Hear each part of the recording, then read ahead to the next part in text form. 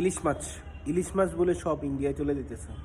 একজন বলতেছিল যে আবার যে এই ইলিশ মাছ যেটা পাঠাচ্ছি সেটা একটা আড়ত, মানে চাঁদপুরে একটা আড়তের সমান না, সেই পরিমাণ ইলিশ ভারতে চলে যাচ্ছে। এর আগে ভারতে অনেক ইলিশ মাছ গেছে, এটা নিয়ে অনেক সমালোচনা আলোচনা হয়েছে।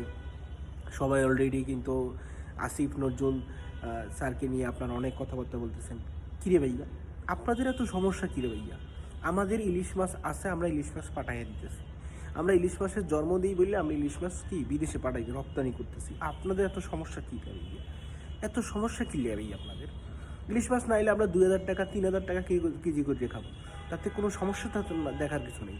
এনেই তো কোনো সমস্যার কিছু নেই ভাইয়া। আমরা তো বাঙালি, আমরা ইলিশ মাছটা 3,000 টাকা 4,000 টাকা কেজি ইলিশ মাছ খাইতে অভ্যস্ত, আমরা খাইতে পারবো। তাতে সমস্যাটা কোথায় ভাই? ইলিশ মাছ যদি ভারত চলে যায়, আপনাদের তো সমস্যা জ্বালা লাগতেছে কেন?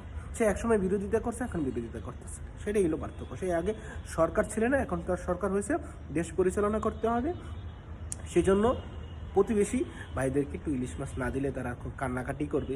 তো কান্নাকাটি যদি না করে, সেই জন্য একটু ইলিশ মাছ তাদেরকে পাঠিয়ে দিচ্ছে, অল্প, বেশি কিছু না। এই চাঁদপুরের একটা ছোট্ট একটা আড়তের কোনার পরিমাণ সমান ইলিশ মাছ তারা রপ্তানি করতেছে।